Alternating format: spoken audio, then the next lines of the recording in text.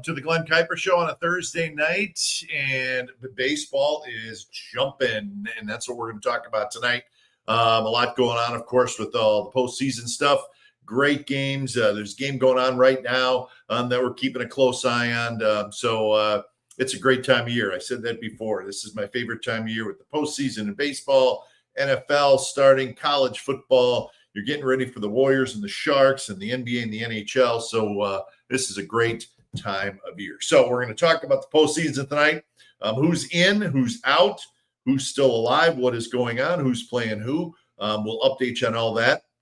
I'm going to give you tonight my MVP and Cy Young Award picks. Remember at the end of each month this summer, I gave you kind of the update who I thought was the leading candidate at the end of each month. Well, tonight I'm going to give you who I think is going to win the awards. So that'll be interesting. And it's week 6 in the NFL. There's a game tonight. In fact, the game just finished.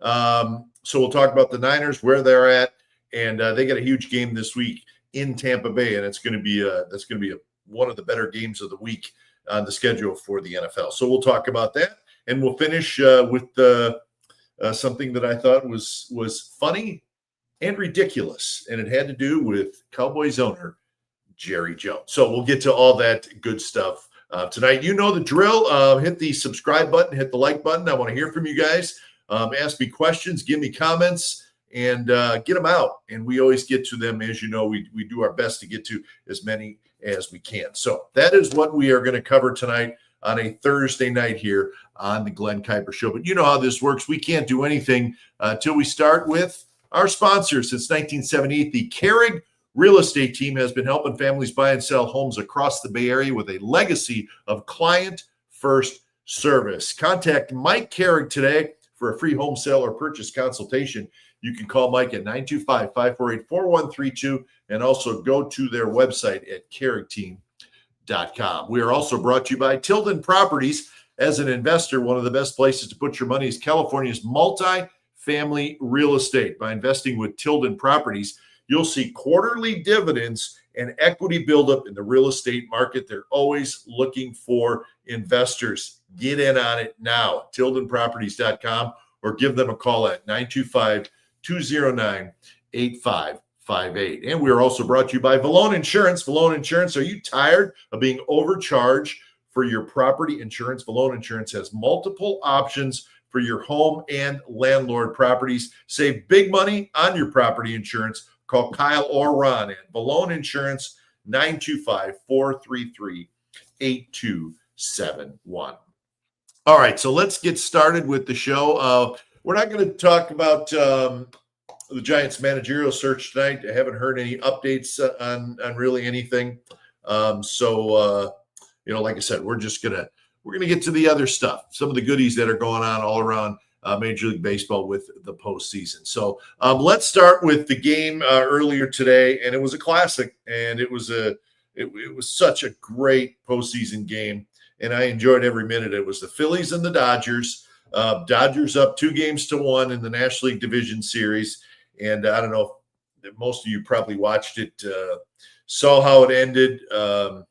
Crazy ending. If you didn't see it, you're going to shake your head. I shook my head. I was like, what? No, what just happened? But when it was all said and done, it was the Dodgers that beat the Phillies 2-1 in 11 innings. And the Dodgers are moving on to the National League Championship Series, which starts on Monday.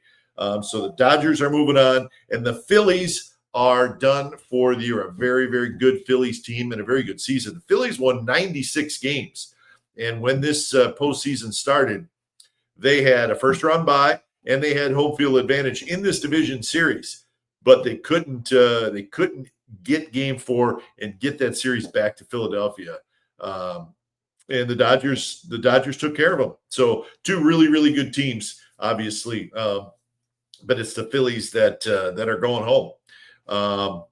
So what happened in the game? If you didn't see it, if you did, it's probably still something that it's going to be talked about for a long time. Orion Kerkering. The young pitcher for the Philadelphia Phillies, who's been a very good reliever for the last couple of years in that Philadelphia bullpen. I don't know, brain cramp, I don't know, bases loaded, 2 outs, ball bounced off him, He picks it up. He clearly had time to pick it up and throw to first and get the third out and send the game into the 12th inning. But he ended up throwing it home. He threw it wild. And I even if the throw would have been a good throw, I don't think they would have got the runner and the Dodgers would have won, even if it was a good throw. But he threw the ball away, and it's tough. I mean, maybe I'm a softie. I don't know. I don't have a dog in the fight. I don't care about the Dodgers. I don't care about the Phillies.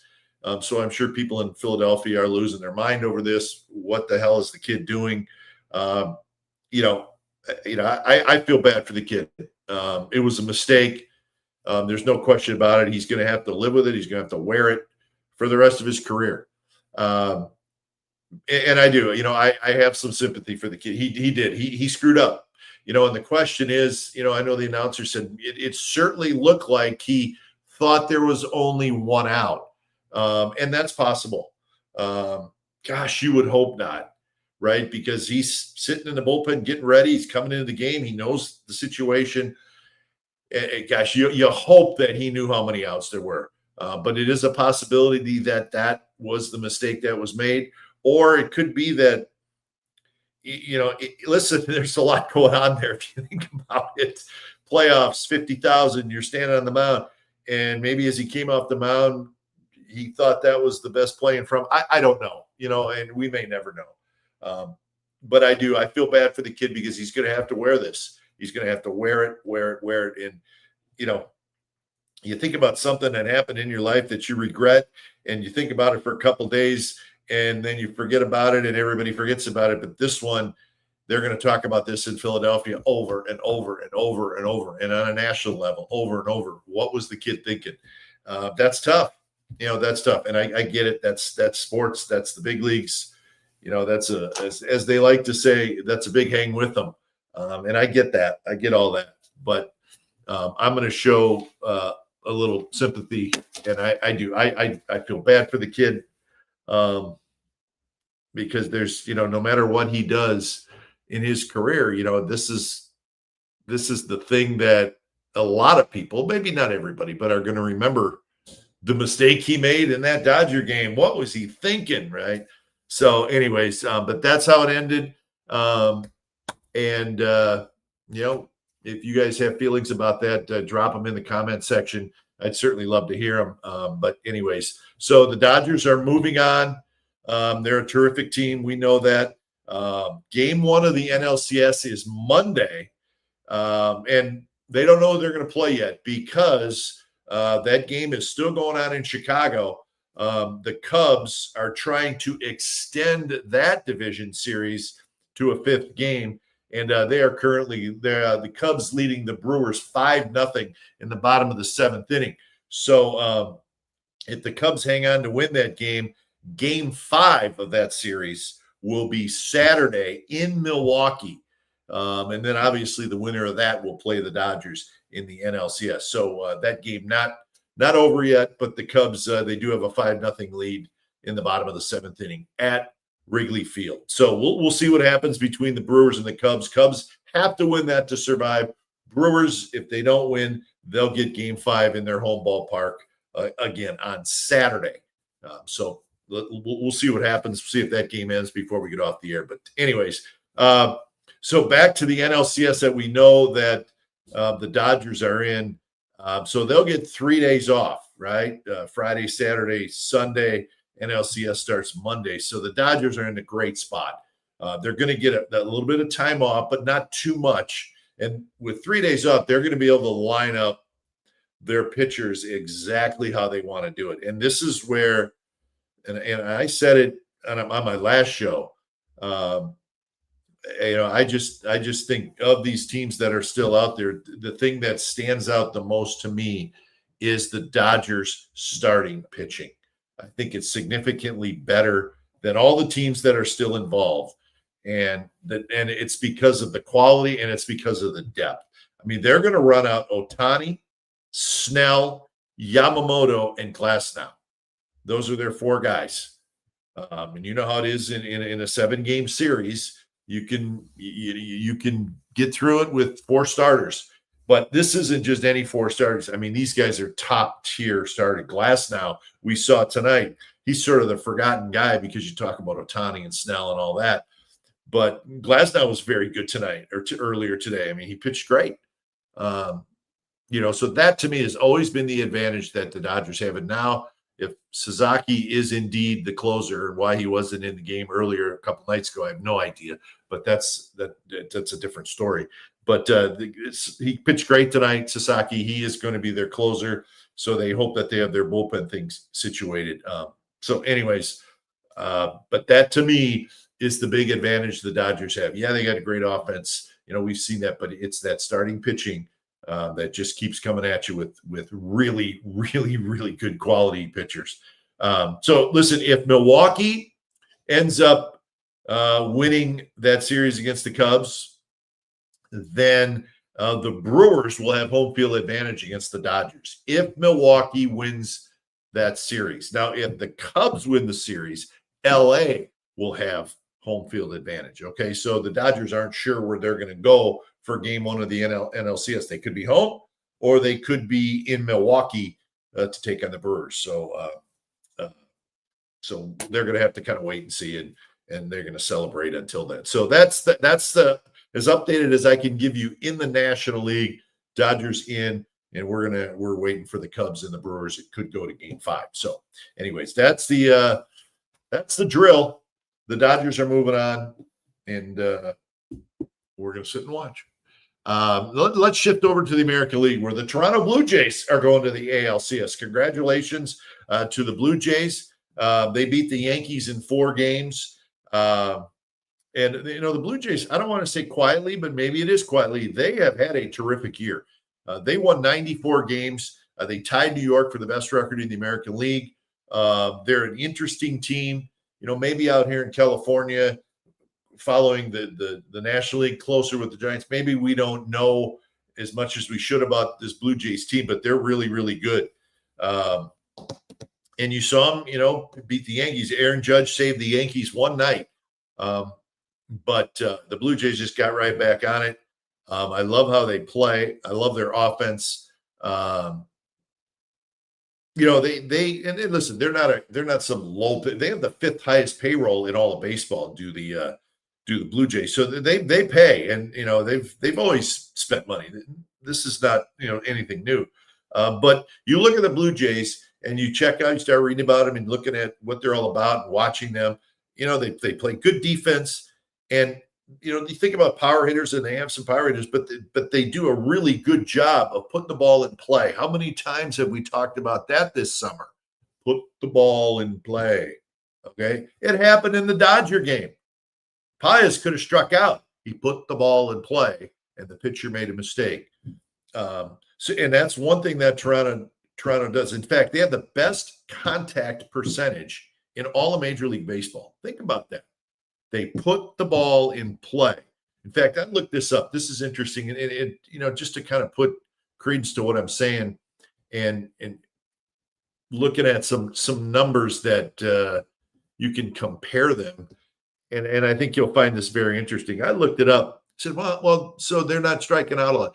How many hitters do the Blue Jays have that struck out over 100 times? Okay, 2. 2 guys struck out over 100 times. That's a fairly low amount, and it fits with what I'm talking about, that they put the ball in play. Even their power hitters do a pretty good job of putting the ball in play. But by comparison, how many guys on the Giants this year struck out over 100 times? As I said, the Blue Jays had 2 guys strike out over 100 times. The Giants, 5. 5 guys struck out over 100 times. The Blue Jays had 2 guys that struck out over 100 times. We all know it. That's the area. That's an area the Giants have to get better at. But I'm just showing you a comparison of why I think it's just important to just do a better job of making contact and making hard contact. But anyways, but they played pretty good defense. The one game they didn't play good defense against the Yankees, they lost. It cost them the game. But in general, they're a pretty good defensive team. So, you look at their starting pitching. Gosman, he's very good. The young kid, Yasavich, super fun to watch. Maybe he's the secret weapon. They got Bieber. We saw Bieber in game 3. And then in game 4, they won with a bullpen game. How will they do it in the 7-game series? Will they stick with these 3 guys, or they still have Chris Bassett, Barrios? So they have a couple other veteran starters there. I don't know if they don't want to use them or we're not sure, but it'll be interesting to see who they line up as their pitchers, because the ALS starts Sunday. So they're going to get some time off as well. They're going to get their 3 days off and be able to set up, their starters as well. So Blue Jays are in.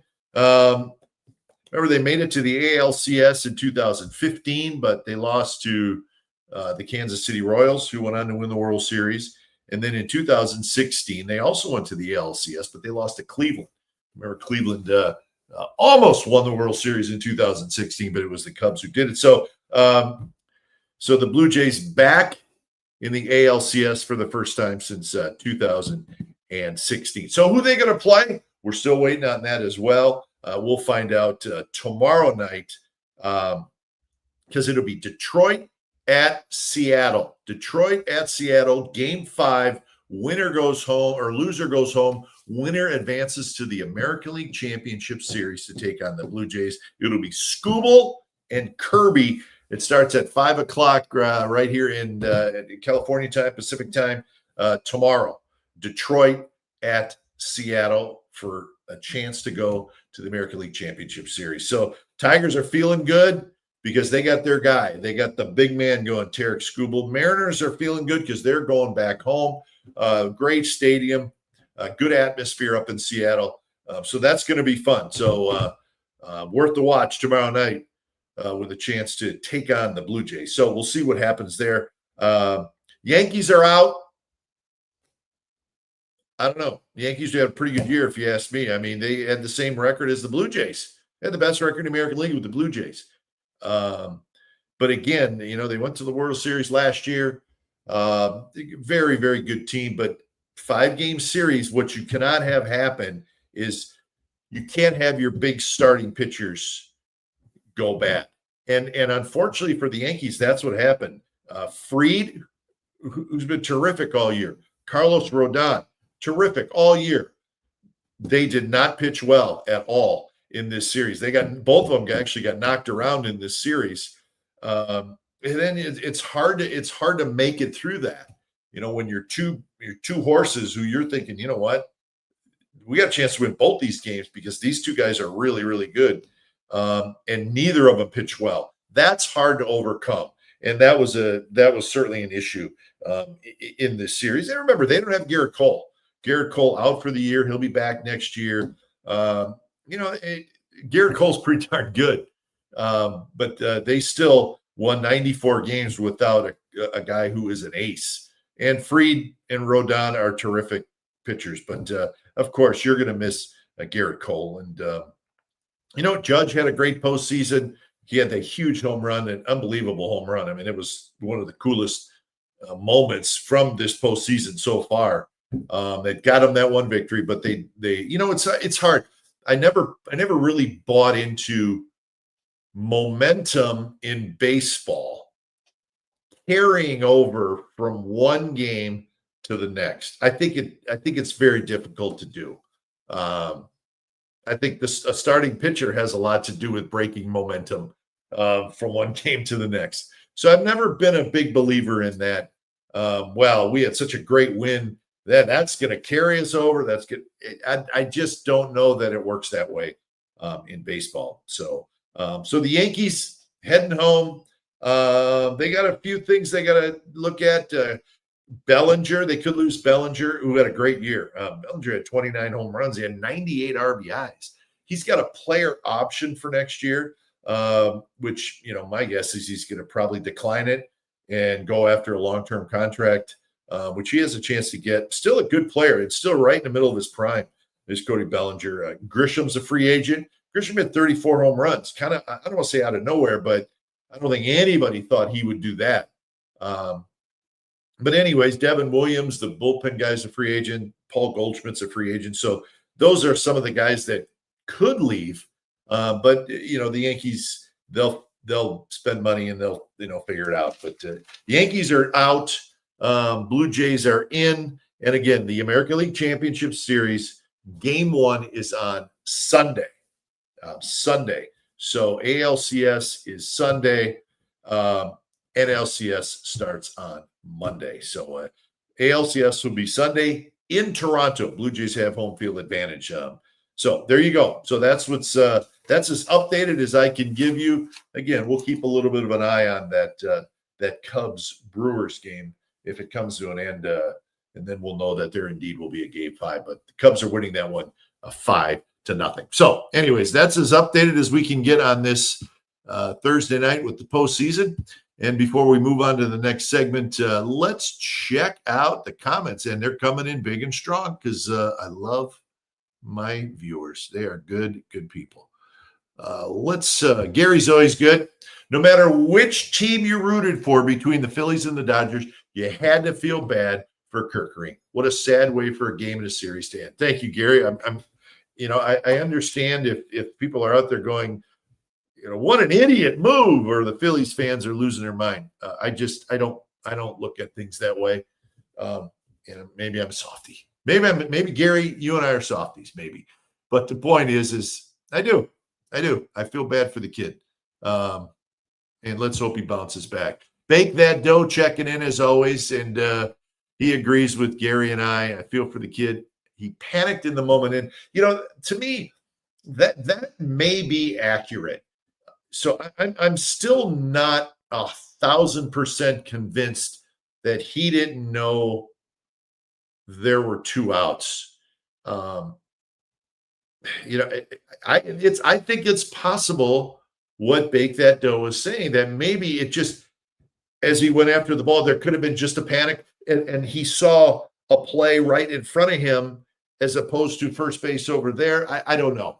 I'm not sure. He maybe the kid will tell us that in the next couple of days, but I just don't think that's a crazy thought right there, that just in that split second, maybe he just panicked and saw home. I don't know. Hopefully we'll find out. So Gary said, Glenn, wanted to ask you how you feel about managers using an opener bullpen game in the postseason. I'm never a big fan of the opener bullpen game anywhere. I listen, I think if it's used in the postseason, that to me tells you don't have a starter that you feel confident enough in, which is a little bit surprising to me, but I know teams have done it and it's been successful. But I'm just not a fan of it. But I don't know the team's roster and how their pitchers feel, and if they're ready to go, or if they're a little banged up, or maybe they don't do well against that lineup. I don't have that information that the manager has, obviously. So they're doing it. I would say managers do these things for a reason, and it's probably a good reason. We may not agree with it, but in the manager's eyes, it's a good reason. And listen, they're not going to do it unless they think it's a good reason. But because you're doing that, that tells me that you don't have a starter that you think in the postseason can get you 4 or 5 innings. So I don't know that managers like doing it. I just think maybe it's just they think that's the best shot they got. I don't know. Senior softball games, trying to figure out if this is the biggest choke in Major League history. Now, as you know, I hate that word. I'm going to stick with, listen, he made a bad mistake. If people want to go with the choke, that's fine. That's just not, it's not where I'm going to go with it. Philly is ruthless too. They both Santa Claus. Yeah, well, let's hope the Philly fans, I hope they don't bury the kid. But it certainly is possible. Let me see if there's anything else. Oh, here's a good one.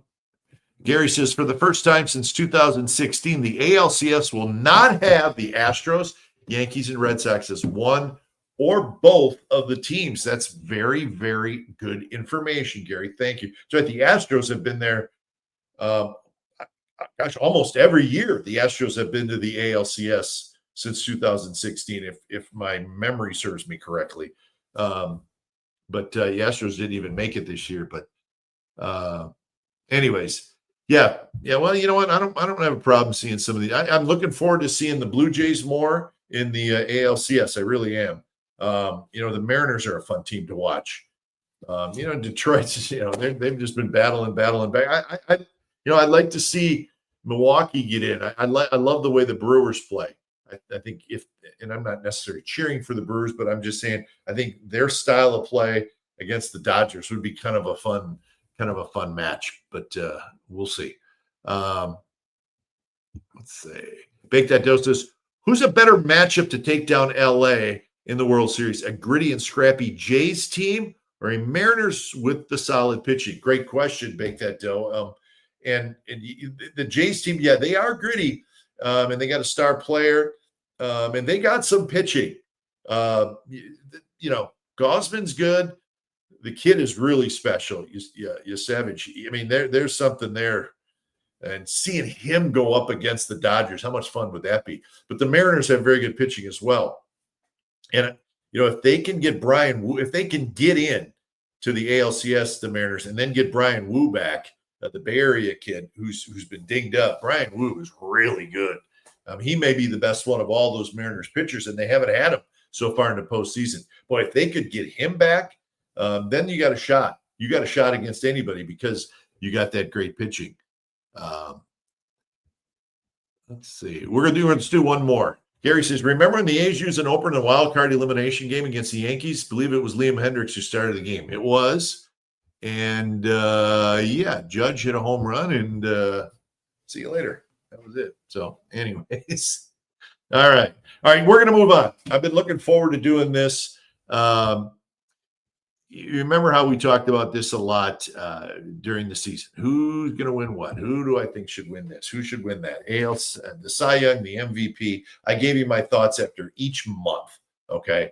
And now the season's over, so I got to stay with it. I got to finish what I started, okay?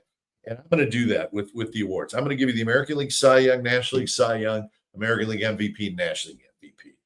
And I'm going to tell you why.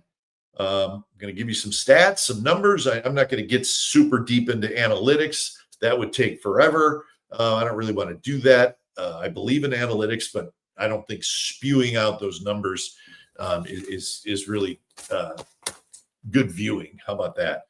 But here we go. So tell me what you think, if you like my picks or not. I'm going to start with the American League Cy Young Award. My three candidates for the award were Tarek Skubal, Garrett Crochet, and Max Fried. Those were the three guys that kind of brought down into the final the final vote, as they like to say. Skubal, 13-6. We know all about this guy. He is sensational. Best ERA in the American League at 2.21. He was tied for second in innings pitched. He was second in strikeouts. He had the best WAR among American League pitchers. He won the Cy Young last year. He's really, really good. So Tarek Skubal is there. Garrett Crochet had a tremendous season. He was 18-5. His 18 wins were tied for the second most in the American League. ERA was third. And listen to this. He led the American League in innings pitched with 205. He led the American League in strikeouts with 255. 255 in 205 innings. First. Skubal, second in innings pitched, second in strikeouts. And Max Fried led the American League in wins with 19. Now, I know there's people who the win thing, is it important? He won 19 games. He had the most wins in the American League. That's a thing. He had the fourth best ERA. He was tied for second in innings pitched was Fried. He was tied for second with Skubal. Okay. So Max Fried had a terrific season, but not good enough to win the Cy Young. And I think most everybody in baseball, since, probably All-Star break or even before that, you could probably go back to June and you could start to see this race, American League Cy Young, coming down to two guys. Okay. And the guy that I picked to win the Cy Young was Garrett Crochet from the Boston Red Sox. Listen, if you say, well, is he better than Skubal? Is Skubal better than him this year? We're talking about this year. I just don't know that you could jump out and say one guy was clearly better. They were both dominant. They both led their teams to the postseason. Okay. Skubal's still in it. Crochet and his Red Sox are not. But I'm just talking about the regular season. But my point is they were both the point men on the pitching staff leading their teams to the postseason. And I just thought the Crochet, I thought the innings pitched and the strikeouts, and the wins, the fact that even though, I'm not married to the win total, but, he did have 5 more wins than Skubal. And that's not a criticism of Skubal. You know that. That's not what I'm doing here. So my choice again, American League Cy Young, was Garrett Crochet from the Boston Red Sox. So next up is the National League Cy Young choice. My 3 guys were Christopher Sanchez, who pitched today for the Phillies. I mean, this kid's sensational. I mean, he really, really is. He was 13-5 this year. He had the 3rd best ERA in the National League at 2.50. He was 2nd in innings pitched. He was 5th in strikeouts. He had the highest WAR for a pitcher in all of Major League Baseball. His WAR was 8.0. If you're into the WAR thing, I don't know if you are or not. It's a big calculation that they put together, but his was the highest of any pitcher in all of baseball. So Sanchez is on my list. Freddie Peralta, who also pitched tonight for the Brewers in Chicago. Maybe people didn't know a lot about Freddie Peralta pitching for the Brewers, but he led the league in wins. He was 17-6. Okay, so you lead the league in wins. You're 4th in the league in ERA. You're 6th in the league in strikeouts. Your WAR was 4th among pitchers. That's a heck of a year. And I thought Freddie Peralta deserved to be on this list, and he got on the final list. And then my last guy, Paul Skeens, the big right-hander. He went 10-10 on a really bad Pirates team. The ERA was 1.97, best in the National League. He was 4th in the league in innings pitched, and he was tied for 2nd in the league in strikeouts. Okay, his WAR was 7.6, just a shade under Sanchez. So those are the numbers. But in this case, I tried to just ask myself, okay, all these guys had good seasons, right? I mean, some had more wins, obviously. Skeens only had 10 wins. But, we have to take into account games that he pitched great, got a no decision, which happened a ton in Pittsburgh. So the numbers are all there for everybody. So the simple question I ask myself then is, who's the best pitcher in the National League? And that got me to Paul Skeens. So Paul Skeens is my National League Cy Young Award winner. I don't think that's a big surprise to anybody. I think most people feel that they understand the Pirates not a great team. Skeens went out every day and just dealed. I mean, he dealt. He's nasty, and I think he's the best pitcher in the National League, and that's why he gets that award. So that's my call there, folks. So now let's go to the American League MVP. This is the one that's everybody's talking about, right? You know the drill, all right? You know the guys. But I put somebody else in there who's probably not going to win it, but I think he deserved to be in there. Jose Ramirez from the Cleveland Guardians. I had on my 3-person list here potential winners. Ramirez, I just don't know that any of us really know how great this guy is year in and year out. He finishes in the top 5 or 6 in MVP voting every single year. And he led a Guardians team that scored the fewest runs in the American League, and he led them to the postseason. Okay, 283, 30 homers, 85 RBIs. And I mean, he just does it every single year. He plays a great third. He's a leader. I mean, he's a major leader. Like he takes the Guardians on his back. And it's a team that is challenged offensively, but he still was able to knock in 85 runs. He is a fantastic player. And we just don't, maybe we don't know enough, maybe we don't see him enough. Maybe it's quiet. He's with Cleveland. You know, they don't get a lot of national exposure. But if this guy was playing in a big market, oh my goodness, he is a terrific player, and I think he deserves some recognition. Now, is he going to win the award here? No, he's not. We all know it comes down to two guys. Let's start with Cal Raleigh. Cal Raleigh, the big dumper, the catcher from the Seattle Mariners. His number's 247, so the batting average not real high, but 60 home runs, 125 runs batted in. 60 homers led all of Major League Baseball. The 125 RBIs led the American League. He was third in the league in OPS. His WAR was 7.3. You know the drill. Catcher, terrific catcher. So it's this great baseball question of 2025. Who's going to win the American League MVP? Is it going to be Cal Raleigh or is it going to be Aaron Judge? Aaron Judge, the numbers are ridiculous, just ridiculous. He hit 331, first in the league, 53 home runs, second in the league, 114 RBIs, second in the league.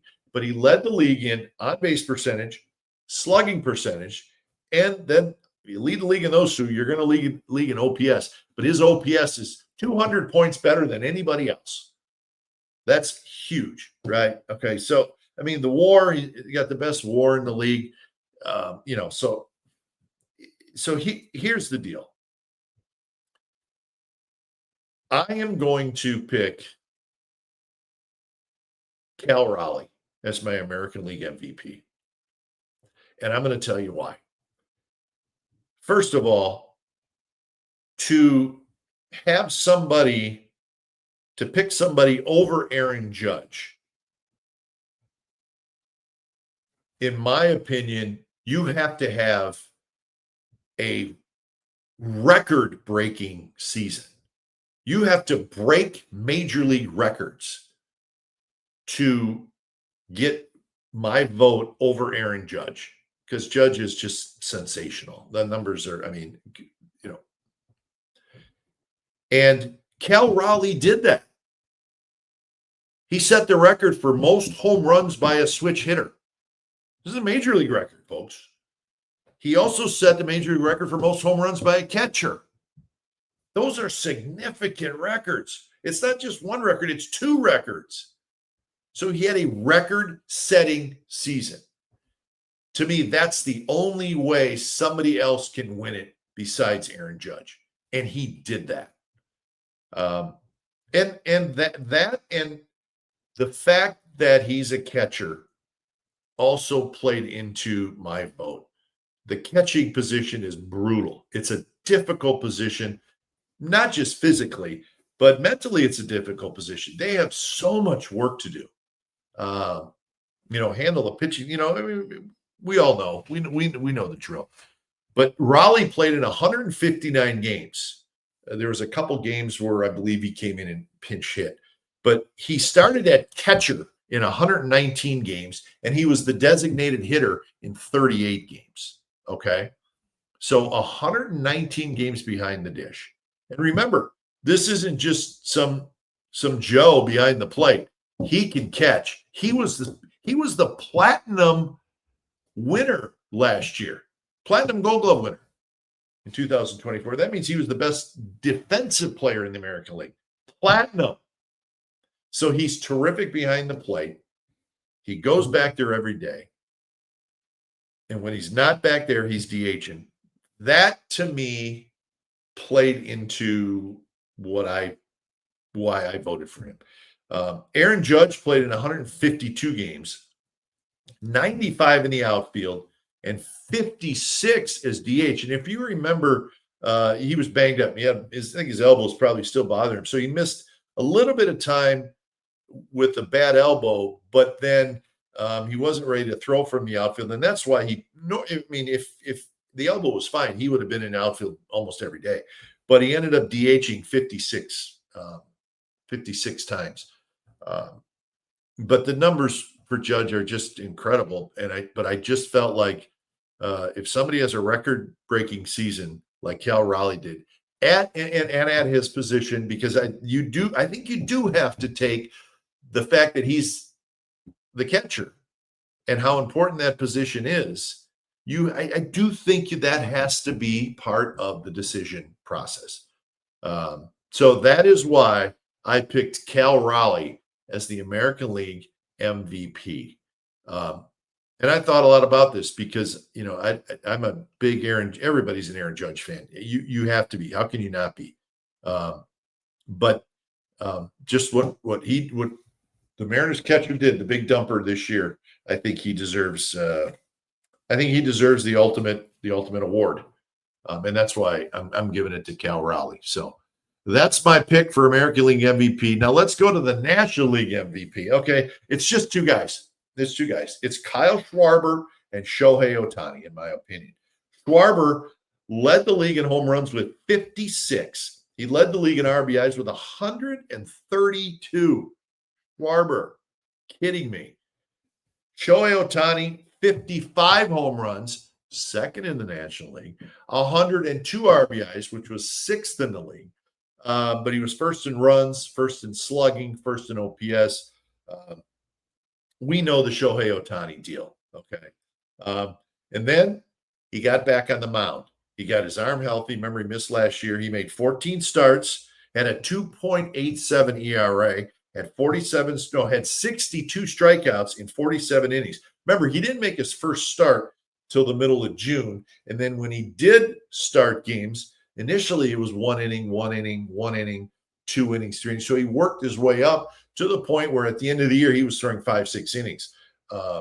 So think about that. But there's one thing happened in a game that it just stuck with me. And it was a game in September. The fact that, and he was the starting pitcher, but he was pitching and hitting. And the fact that in the same game, he hit a ball with an exit velocity of 113 miles an hour. And in the same game, he threw a pitch 101 miles an hour. That to me is so ridiculously unbelievable that we have a player in Major League Baseball that does that.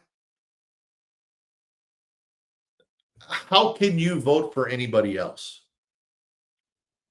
And listen, I will say this about I do not like voting for a designated hitter as an MVP unless that hitter, and it's the same way with the Raleigh thing, unless that hitter has a year that is record-breaking, off the charts, or just something that is special, maybe never been done or hasn't been done in a long time.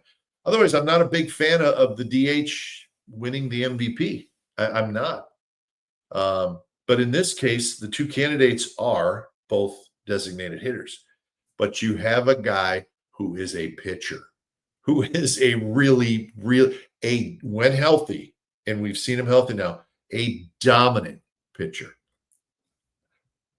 I did a video on Shohei Ohtani. It's out there. Check it out. So listen, Shohei Ohtani is my choice for the National League Most Valuable Player. It's going to be his third straight MVP, his fourth overall, and I just don't know that you can argue with that. So those are my choices. Cal Raleigh, American League MVP, Shohei Ohtani, National League MVP, Garrett Crochet, American League Cy Young, and Paul Skeens, National League Cy Young. Those are my choices. I've kicked those around all summer long. And now I'm going to go to the comments because I'm dying to see what some of you guys think. All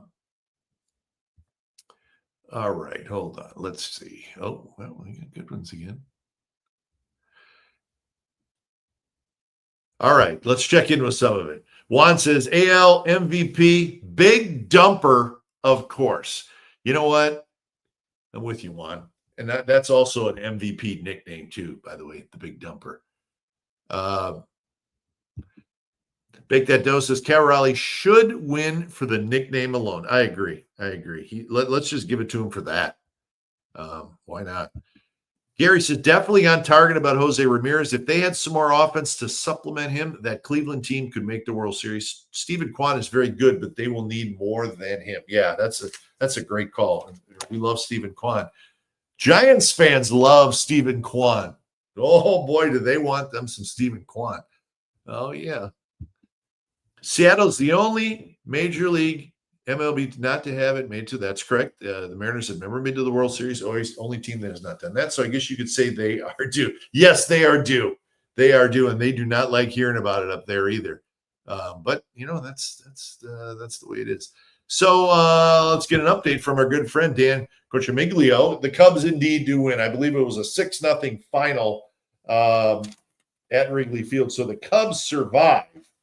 And they're going to move on. No, they're going to move on to Milwaukee is what they're going to do. They're going to shoot up the I-94, which is about a 2-hour drive to Milwaukee from Chicago. So we'll have Game 5 in Milwaukee, Cubs, Brewers, Saturday, and the winner will go on to the NLCS against the Los Angeles Dodgers. So Cubs, stay alive. Give them credit. They played good today. They jumped Peralta. Peralta pitched, and they jumped on him early, and they win the game. So I believe it was 6-0 final. This is an interesting one because when I was putting together my candidates for the National League MVP, I knew Schwarber and I knew obviously Ohtani, but I kicked around Juan Soto, and I also kicked around Pete Alonso, not because I thought they were going to win, but because I thought they needed to be mentioned. Juan Soto had a terrific year, and I know they're down on him in New York. They say it doesn't look like he wants to play, which, I don't know, whatever that means. But, I mean, he had a little bit of a slow start, but he really, really had a very good year. A year where, some seasons that may get it done. But, yeah, and you know what caught me off guard, too? He stole 38 bases this year.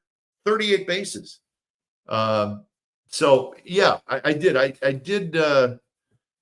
did kick around that, and Pete Alonso, who had Pete Alonso just puts up monster numbers.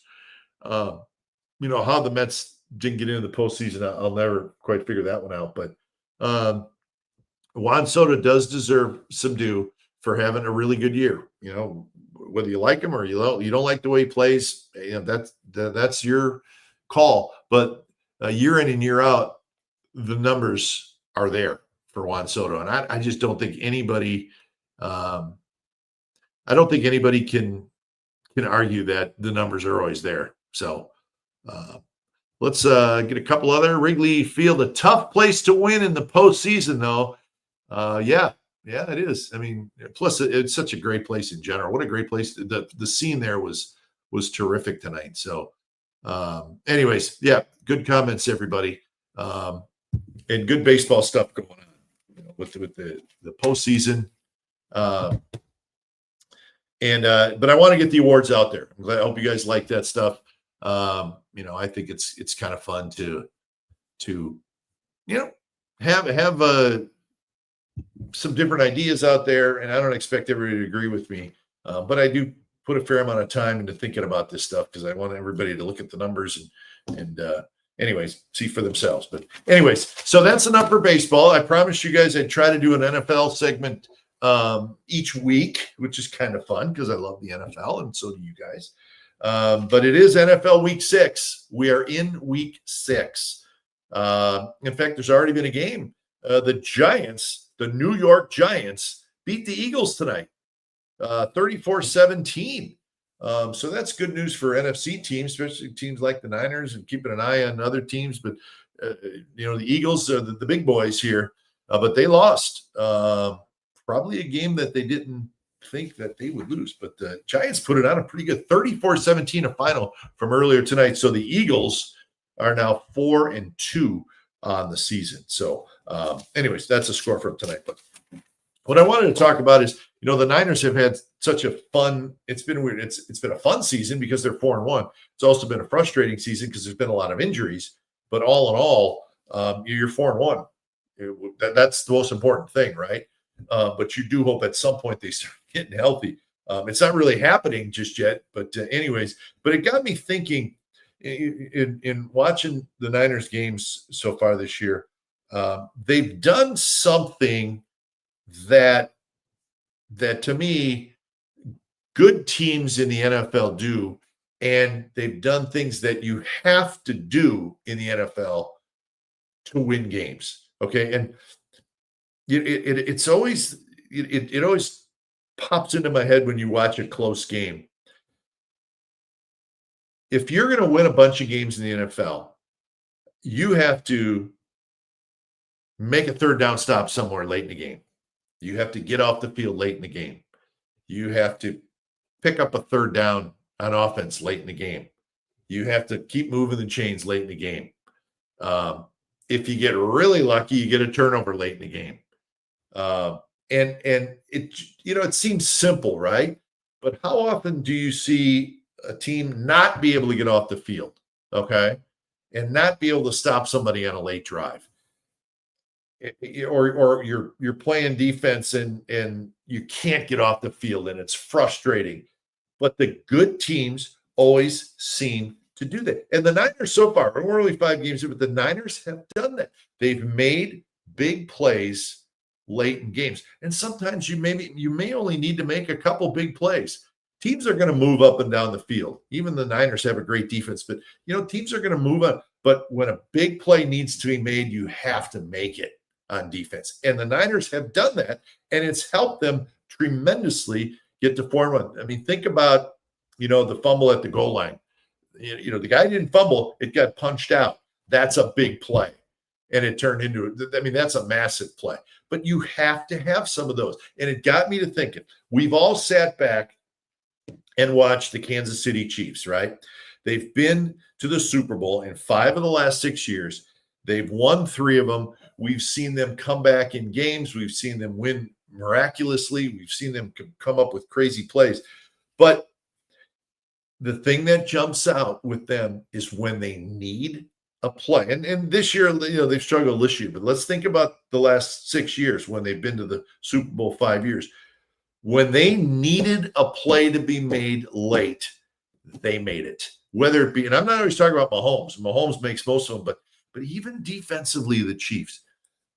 And they're not really doing that this year, and they're struggling a little bit, but they can play okay the whole game until the end. And when they needed a play, they got it done. I mean, it struck me that, yeah, and they've won 3 Super Bowls in the last 6 years because of it. And then, more recently, you think about the Eagles. We've all seen the Eagles. We watch them close. Niners are in the NFC. Eagles are in the NFC. You think, well, they could collide at some point, but they're the same way. They won the Super Bowl last year. When they need a play late, whether it be offensively or defensively, they do it. They make the play. And there's so many teams that don't make the play. And those are the teams that don't go to the postseason. Those are the teams that don't win. But it's these teams that know how to finish the deal. And they finish the deal with a big play or big play on defense, a big play on offense, and they control late in the game, okay? And the Niners this year, even though we're a third of the way through or whatever, they have done that. And in the one game that they didn't do it, it was the Jaguars, and they lost. And the Jaguars made plays late, right? So I guess that's my point is the teams that make the big plays late, whether it be offensively or defensively, they're the good teams. They're the teams that win. Now, can the Niners keep doing that? We'll find out. It's not easy to keep doing that the way they're doing it. But we'll find out. But that to me is a very general characteristic of a good NFL team. They know what to do late in the game. They know when a play needs to be made. They know how to get the play done. And I bring that up too because the team the Niners are playing this week, Tampa Bay Buccaneers, they're doing the same thing this year. And you want to talk about cardiac kids. I mean, you think the Niners season has been crazy and like, oh my gosh, every game goes down to the wire. It's been even worse for the Buccaneers. And worse is not the right word. It's been the same way for the Buccaneers. And they're 4-1. Both these teams are 4-1. This is going to be a tremendous game on Sunday. But you look at the Bucs season so far. They're 4-1. In the first game, they scored with 1:18 left to play. I mean, so they win the game 23-20 because Atlanta misses a field goal with 6 seconds left. Probably could have lost, but again, Atlanta didn't make a play late. Tampa Bay did. Okay. Game 2. Bucs score with 6 seconds left to beat Houston 20-19. Make a play late. Or if you're Houston, make a defensive stop late, right? Game 3, Bucs field goal as time runs out. They beat the Jets 29-27. That was after the Jets blocked the field goal and ran it in for a touchdown with 2 minutes left to play. So the Jets made a play, but then they couldn't stop them. And they allowed the Bucs to go down and win the game when the Jets thought they had the game won. It was the Buccaneers who made the play late. Game 4, they lose to the Eagles, come back, and they can't quite finish the comeback. And then, again, last week's the same thing. They beat Seattle 38-35. They get an interception with 58 seconds left. What Seattle was doing, I do not know. But they get the Bucs needed a big play, and they got it. An interception with less than a minute left. They go down, kick a 39-yard field goal, and they win the game. So they, like the Niners, are very much the same. They've needed big plays. They've got them, and they've got to 4-1. Now, are both teams blowing anybody out? No. No, they're not. But this is what's funny. Tampa Bay has 4 wins this year by a total of 9 points. The 49ers have 4 wins this year by a total of 13 points. So think about Niner fans, how you have felt in the first 5 games of the season where it's like, oh my gosh, every game is like this now. It's the same way for the Tampa Bay Buccaneers. So it's going to be fun. The Niners are banged up, but you got to give them credit. I mean, Mac Jones, now he's got another injury. He's barely practicing this week, but he's supposed to be able to go on Sunday. Hopefully, Brock Purdy's not going to play. So the wide receivers Jennings was back today. Pearsall, I don't know if he's going to play. I mean, they just continue to just fight through this thing. Kittle maybe next week. They're saying that would be huge. But again, until you actually see George Kittle run out there, you're just not going to be sure. But still, with all that. With all the wide receivers hurt, your backup quarterback who's playing great, the Niners are still 5th in the NFL in yards per game. That's pretty darn good. They're 1st in passing yards per game. And think about that. Their backup quarterback has started 3 of those games, Mac Jones. So that tells you how good Mac Jones has been. But anyways, it's been an interesting year. But I'm looking forward to the game Sunday. And this is the thing that kind of jumped into my head. It's going to be a good matchup, right? We all know that, blah, blah, blah, blah, blah. But how about this? Maybe the best matchup to watch on Sunday in Tampa. How about the trash talk matchup between Fred Warner and Baker Mayfield? Because Fred Warner's, he's sensational player. Fred Warner cannot walk past an opposition guy and say something. He has to say something to him. I don't know what he's saying. I don't want to know what he's saying, but he's got to say something. Baker Mayfield is one of the cockiest quarterbacks out there. I love the guy. I think he's a terrific player. I do. And he's having an MVP season. And he walks the walk. He struts the strut, man. He does not care. And you got to give him some credit. You may not like the guy, but he can play. And he leads. So think about Fred Warner, Baker Mayfield, they will get into some John come Sunday, and that may be a great little side story. But it's going to be a great game. 1:25 kickoff, Raymond James Stadium in Tampa.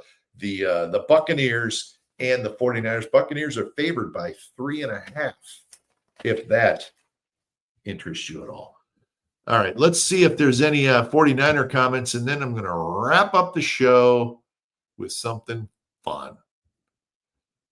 All right, here's an NFL comment from Gary. Jackson Dart looks like the real deal. A lot of teams passed on him in the draft. Yeah, Jackson Dart, the Giants' starting quarterback, kid from Ole Miss. He played, from what I understand, he played very good again tonight. It's not easy being a rookie quarterback in the NFL. But good for Jackson Dart. They threw him out there after a couple games with Russell Wilson and said, let's go get it. Bake That Dough says, I feel like Chiefs and the Dodgers just sleepwalked their way through the regular season and turn it up in the postseason. Yeah, it could be a little truth to that. But who knows? Who knows? But the Chiefs are the Chiefs. You got to give them credit. They've had an unbelievable run here, but off to a slow start this year. You think the Browns are regretting giving up on Baker Mayfield? I would say yes, because the Browns have never quite been able to figure out the quarterback situation. And that's pretty well known. So they've gone through a few, as you know. So let's finish the show with something. I don't know if this is funny. I don't know. I don't know exactly what it is, but I had to talk about it. It has to do with our good friend, Jerry Wrongfinger Jones. Of course, Jerry Jones is the owner of the Dallas Cowboys. He's been an owner for a long time. Very, very successful businessman, and he's turned the Cowboys, the franchise is worth, who knows, trillions of dollars, whatever. Anyways, he's also an interesting cat. Sometimes he says weird things. So last Sunday, the Dallas Cowboys defeated the New York Jets by a final score of 37-22. The game was played at MetLife Stadium. That is the home of the Jets. Jets are not very good this year. They haven't won a game yet, so their fans are probably not super happy. But anyways, late in that game, the Cowboys owner, Jerry Jones, was standing up in his luxury suite, and the Cowboys had just scored a touchdown, right? And I'm just pulling this up so I have it ready. The Cowboys scored a touchdown, and Jerry was kind of looking down at the fans, cheering or whatever, and there was, some Cowboy fans there, kind of waving at the fans a little bit. And then what he did is he flipped off a fan. Does everybody know what it means to flip somebody off? Okay, I think we all do. He flipped off a fan. He flipped them off. What do you want? He used the middle finger. He flipped them with a bird, whatever you want to use. You know what it means. And he flipped them off, which, it's probably not something I would do, and I certainly wouldn't do if I was the most well-known owner in the NFL and I'm standing up in my luxury suite. But he did, which was probably stupid. But anyways, the part that got me the best was Jerry Wrongfinger Jones's explanation a couple days later. I have it right here. This is great. He said, there was a swarm of Cowboy fans out front. It was right after we made our last touchdown. I put up the wrong show of hand. The intention was thumbs up. I put up the wrong show of hand. The intention was thumbs up. He went on the radio in Dallas and said that as his explanation. So that got me thinking. So he thought it was thumbs up. So he missed it by 2 fingers. He was off by 2 fingers. He could have went thumbs up. He could have went number 1, or he chose to use the middle finger. So he's 2 fingers off. So he really wanted to do this, but instead he used the middle finger. So the explanation to me was, and to everybody, was ridiculous, but it doesn't, to me it was ridiculous and embarrassing. You flipped somebody off. It's on video. Everybody saw it. You did it. You're better off just wearing it. As opposed to saying, I meant to give him the thumbs up. Okay. And this is how I'll finish the show. It always amazes me at people who have such huge egos that they think they're so much smarter than everybody else that whatever they say, people will believe, even if it's the most ridiculous thing that they said, like this. So they think that we believe everything they say because they're a lot smarter than us. But what's actually happening is we don't believe anything they say, because when they do say things like that, it is ridiculous and it is embarrassing. And quite frankly, I found this to be completely embarrassing. And so did the NFL. They fined Jerry Jones a certain amount of cash, which is probably pocket change for him, but come on. So he, to me, is now Jerry Wrong Finger Jones. And that's how I'm going to end the show, because we've covered it all. I don't have anything for you. We got baseball done. We got the postseason done. We got my awards done. We got the Niners. We got you ready for the Buccaneers. And we got Jerry Wrong Finger Jones. All right, let's wrap it up. Sponsors, as always, the Kehrig Real Estate Team. Whether you're moving up, downsizing, or making your first purchase, trust the Kehrig Real Estate Team to guide you home. They are good people. Give them a call at 925-548-4132 or go to kehrigteam.com. They've been doing business since 1978. And we're also brought to you by Tilden Properties. These are the good folks of Tilden Properties. Is Bay Area-based, family-owned. Tilden Properties has been building investment wealth for their clients since 2008, and they are always looking for investors. You could be one of them. TildenProperties.com. Go to their website and look at their portfolio. You will be very impressed. You're going to want to get involved. 925-209-8558. And we're also brought to you by Valone Insurance. Are you tired of being overcharged on your property insurance? Valone Insurance has multiple options for your home and landlord property. Save big money on your property insurance. Call Kyle or Ron at Valone Insurance, 925-433-8271. So thank you to the sponsors, and thank you to all you folks out there who hung with me tonight. We'll keep you updated on this postseason stuff. It's getting good. We're closing in on the NLCS, and we're closing in on the ALCS, and we will have a close eye on that with all of our shows coming up. And keep an eye on the Niners and the Buccaneers, maybe the best game of Week 6 in the NFL. So should be fun. Thanks for joining me tonight. Again, hit that subscribe button. There's a lot of videos out now on the channel. Go to the YouTube channel and check it out. We got all kinds of videos. We got shorts out now. A lot of fun stuff. So I think you'll enjoy it. And we'll see you next time on the Glen Kuiper Show. Thanks for joining me tonight, everybody, and have a good one.